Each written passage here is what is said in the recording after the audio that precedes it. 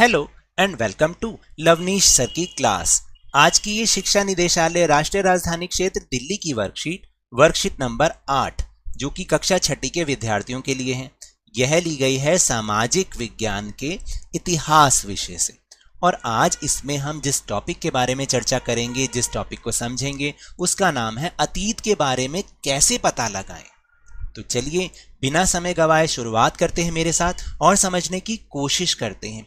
अतीत का मतलब जानते हो, यानी हमारा इतिहास, बीता हुआ समय, उसको हम अतीत कहते हैं। अब हम अपने बीते हुए समय के बारे में कैसे पता लगाएं, आज की इस वर्कशीट में कुछ इसी के बारे में हम सीखेंगे। अब जैसे ये है, अपनी उम्र बताइए, तो जाहिर सी बात है कि आप लिखेंगे, कोई लिखेगा 11 या फिर 12, ऐसे लिखोगे ना। क्या आप अपने बारे में बता सकते हैं कि आप क्या खाते हैं, कैसे कपड़े पहनते हैं या कौन से खेल खेलते हैं? बता सकते हो? तो आप कहेंगे हाँ, आप अपने बारे में बता सकते हो ना कि आप क्या खाते हो, कैसे कपड़े पहनते हो, कौन से खेल खेलते हो। क्या आप जन्म से 2000 वर्ष के पहले के लोगों के बारे में बता सकते हैं कि वे क्या खाते थे, कैसे कपड़े पहनते थे, कौन से खेल खेलते थे, किस तरह के घरों में रहते थे इत्यादि? बता सकते हो 2000 साल पहले? तो आपका उत्तर मुझे लगता है नहीं होगा, क्योंकि आप क्या, मैं भी नहीं बता सकता। 2000 साल पहले तो मुझे भी नहीं पता कैसे होता था। तो फिर हम उस समय का पता कैसे लगाएं? तो अतीत की जानकारी हम निम्न तरह से प्राप्त कर सकते हैं, यानी बहुत सारी चीजें हमें मिलती हैं जिससे हम पता लगा सकते हैं कि आज से 2000 साल पहले लगभग लोग कैसे रहते थे, किस तरह के खेल खेलते थे, कैसे घरों में रहते थे, कपड़े पहनते थे, क्या खाते थे। तो चलिए उन चीजों के बारे में जानते हैं जिनसे हमें अतीत की जानकारी मिलती है। तो देखो यहाँ पर एक कुछ पेज सा नजर आ रहा है जिस पे कुछ लिखा भी हुआ है। इसको हम कहते हैं पांडुलिपि। याद रखना, पांडुलिपि। पांडुलिपि क्या चीज होती है? अतीत में पुस्तकें हाथ से लिखी होने के कारण इसको पांडुलिपि कहा जाता था। देखो, क्योंकि उस समय कोई ये जैसे आज आपकी किताब है ना छपी हुई, ऐसी छपी हुई किताब नहीं होती थी। उस समय किताबें हाथ से लिखी जाती थी, इसलिए हम उन्हें पांडुलिपि कहते थे। अंग्रेजी में पांडुलिपि के लिए प्रयोग होने वाला शब्द है मैन्यूस्क्रिप्ट, यानी अंग्रेजी में इसको हम मैन्यूस्क्रिप्ट कहते हैं। क्या कहते हैं? मैन्यूस्क्रिप्ट। क्यों कहते हैं? ये लैटिन शब्द मैनू से बना है, जिसका अर्थ है हाथ से। तो मैनू का मतलब होता है हाथ से, लैटिन अमेरिका का शब्द है, और मैन्यूस्क्रिप्ट का मतलब हाथ से लिखे जाने वाली।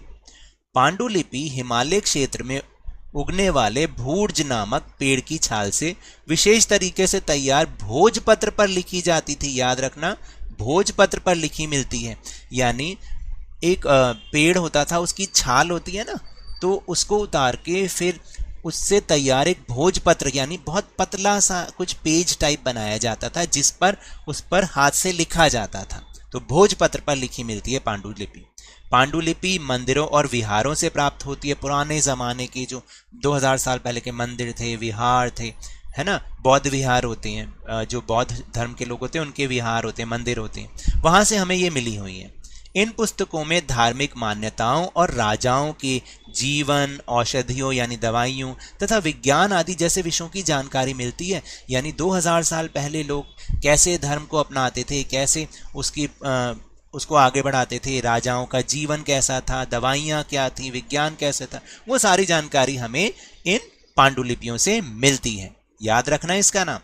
फिर उसके बाद है, ये देख रहे हो ये वाला चित्र, ये पत्थर पर कुछ उभरा उभरा सा लिखा हुआ है, इसको हम कहते हैं अभिलेख। क्या कहते हैं? अभिलेख। तो पहला हो गया पांडुलिपि, दूसरा हो गया अभिलेख।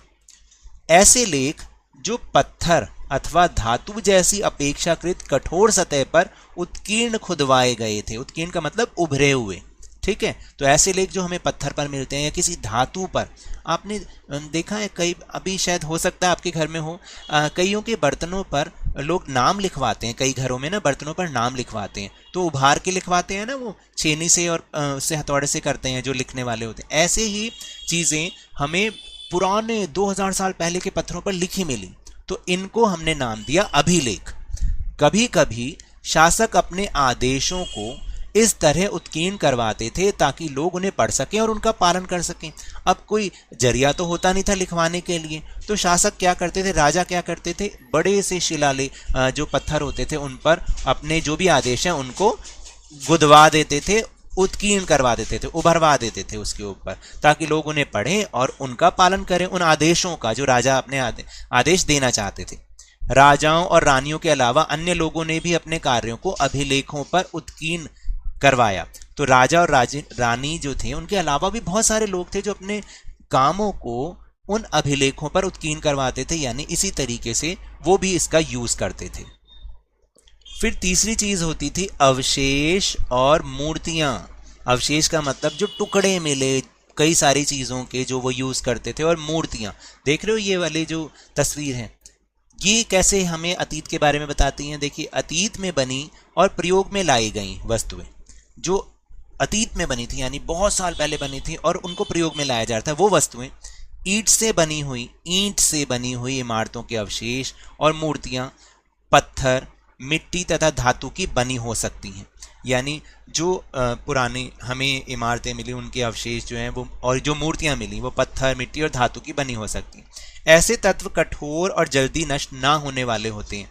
यानी आपने भी देखा है ना, कोई भी चीज़ हम बनाते हैं, हम किसी धातु की बनाते हैं या पत्थर की बनाते हैं ताकि वो बहुत समय तक नष्ट ना हो, खराब ना हो।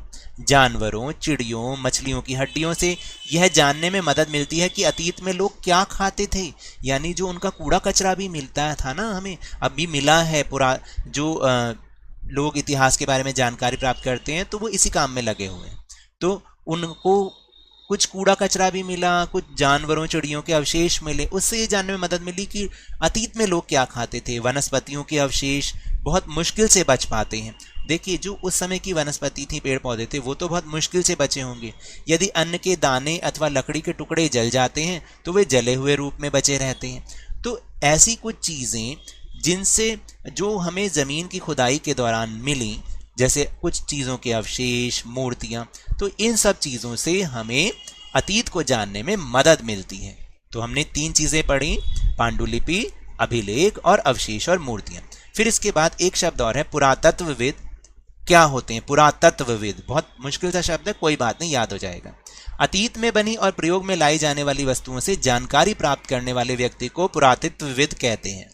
यानी जो व्यक्ति पुराने जमाने में बनी और प्रयोग में लाई जाने वस्तुओं से जानकारी प्राप्त करता है ना, उसे हम पुरातत्वविद कहते हैं। क्या कहते हैं? पुरातत्वविद कहते हैं। चलिए अब हम चलते हैं अपने प्रश्नोत्तर पर। पहला प्रश्न है कि पांडुलिपि किस पर लिखी जाती थी? तो पांडुलिपि हिमालय क्षेत्र में उगने वाले, यहाँ पर क्या है, उगने वाले भुर्ज नामक पेड़ की छाल से विशेष तरीके से तैयार भोजपत्र पर लिखी जाती थी, याद रखना। फिर दूसरा प्रश्न है कि शासक अभिलेख क्यों बनवाते थे? तो राजा अभिलेख इसलिए बनवाते थे ताकि लोग उन्हें पढ़कर उनका पालन कर सकें। तो वो क्या करते थे, जो भी आदेश देना होता था लोग उन्हें पढ़ें और उनका पालन करें। पुरातत्वविद किन्हें कहा जाता है? अभी हमने समझा, अतीत में बनी और प्रयोग में लाई जाने वाली वस्तुओं से जानकारी प्राप्त करने वाले व्यक्ति को पुरातत्वविद कहते हैं। ठीक है, तो ये तो थी आज की वर्कशीट।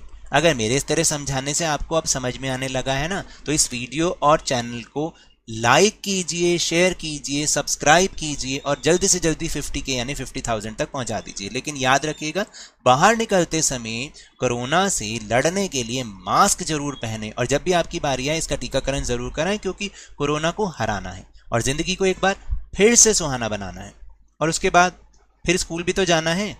इसी उम्मीद के साथ बहुत बहुत